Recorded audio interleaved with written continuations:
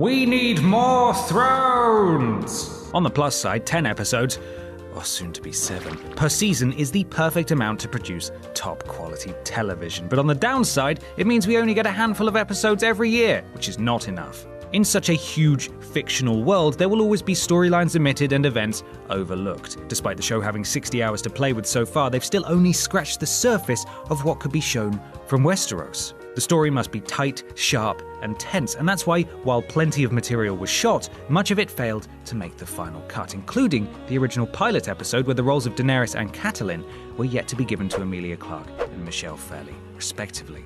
Since the final pilot aired, the show has leapt from daring height to daring height, and the high standard has meant plenty of good material has been unfortunately consigned to DVD bonus discs. I'm Ben from What Culture, and here are 9 deleted scenes from Game of Thrones you need to see. Number 9. Baelish. War of Words with Varys. Peter Baelish is comfortably one of the best and worst characters in the show, and at least to begin with, he shared that title with the mysterious Varys. That's why when the pair clashed back at the beginning of the show, you had no idea which one you wanted to triumph. And here we've got a throne room showdown where Baelish discusses which of the King's Landing brothers in mutilation got the worst luck. The Hound, the Imp, or the Eunuch? No one's seen the Imp's face yet, but my money's on you. It almost sounds like the start of a bad joke. Number 8. Small Council. Wildlings on the agenda.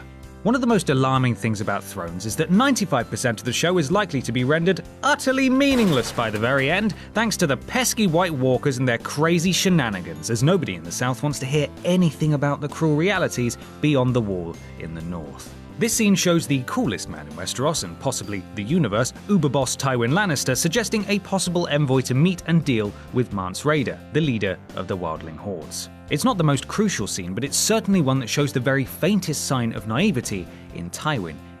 Now maybe we'll even send an envoy into the frozen waste to talk with this Mance Rayder. He actually thinks he can negotiate with the king beyond the wall. Aww, that's cute. Number 7. Tormund. The Chicken Eater. Originally a series of books, obviously, it's worth remembering that the TV show is an adaptation, obviously, and changes are necessary, obviously. So when things get cut, it really is understandable. But the book does paint a tremendous image of Tormund as we meet him for the first time, and this extended scene relates very slightly closer to what we read in the books.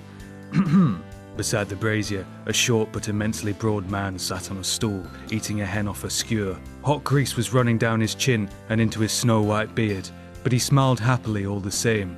Jon Snow there. Tormund is a jollier prospect in A Storm of Swords, but his sticky chicken trickin' feast, that was hard, transfers to the screen well all the same. Number 6. Doreah, Yrie's death.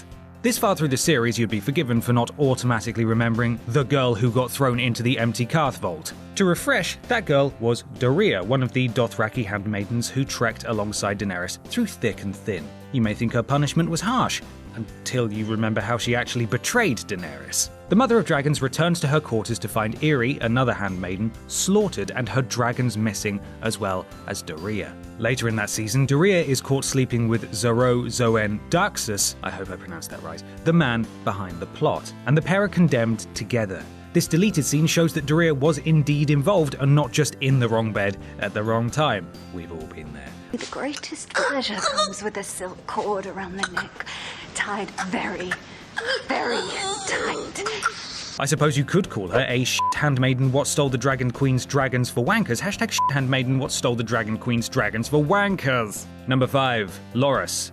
Host Renly regrets. Loras Tyrell is an odd character. He should be far more important than he's actually made out to be, instead acting as a mere passenger throughout most of the seasons as other people discuss him, conspire about him, and trial him. In this scene, he's actually given an emotional role to play, mourning the death of Renly Baratheon. I promised him the throne and he believed me. He died because of me. The wannabe king's death was sudden, shocking, and enormous, yet the show didn't dwell for long on his demise. Here we see Loras being further developed and the repercussions of Renly's death further explored. Number 4. Daenerys. Post-Jorah mood. Everyone lines up to take a pop at Emilia Clarke's acting skills, and no, she won't be winning every award under the sun, but there are times when Daenerys is meant to be utterly devoid of emotion. Here, she's stunned with rage at the news of Jorah's former spying, and that's why she's virtually wordless in this scene. Never betray me. It doesn't add a great deal to the show, but Missandei acknowledging that Daenerys is truly broken up about Jorah's exile could have been a nice touch rather than just sweeping over the issue. Number 3. Shae, the Tyrion breakup. Everyone needs a Bronn in their life. A vicious sellsword who can sing, joke, and could kill a man at 10 paces. Bronn is great. Simply the best. Better than all the other ones. Oh, and apparently he's a thoroughly decent guy who'll gladly help you through a messy breakup, as proven in this deleted scene with Shae. Shae is hustled out of the Red Keep by Tyrion for her own safety, but she doesn't see it that way. Bronn goes down to her level and lays the truth bare in front of her. These people, even the good ones, they use us as they please. And when we're no longer any use, they spit us out, find someone else they like. He's absolutely true in what he says, and the scene could have been worked into the series to hint at her adapting and her impending betrayal. Number 2. Robb Stark, Angry King in the North. Oh, Robb Stark. His death feels like an eternity ago now, and it's easy to downplay his role on the show now that he's been gone for so long, but he really was a fantastic character, and Richard Madden did a brilliant job of bringing the young wolf to life. This scene is an extended version of the final cut, and it's excellent. Robb's tactical, now steely character and kingly maturity all shine through here, despite his age. 208, but for every man we lost, the Lannisters We lost. need our men more than Tywin needs his! Number 1. Tywin Lannister, Gone Fishing. Tywin Lannister has a life outside of treachery, deceit, and backhanded war dealings. Apparently, it's official, he loves a spot of fishing in his free time. Official, a fishing. Although even his leisure activities foreshadow impending doom for House Tully, who were the next to fall. Their sigil is a trout after all, and Tywin certainly took care of them. Not only does this scene show Tywin enjoying something that doesn't result in human death, it shows Grand Maester Pycelle remarkably dropping his frail old man act and revealing himself to be a wily, clever veteran of the capital. There are times when I have trouble believing it myself. Both actors handle this scene fantastically, and it's a real shame that it didn't make the final version of the episode. And as the show rolls on, more material will continue to fall by the wayside. But fingers crossed, HBO keeps dishing it out anyway, when all's said and done. And that's our list. Make sure you subscribe to the What Culture YouTube channel for more lists like this, and don't forget to visit whatculture.com for daily news and articles. I'm Ben from What Culture. You can follow me here on Twitter, and thanks for watching.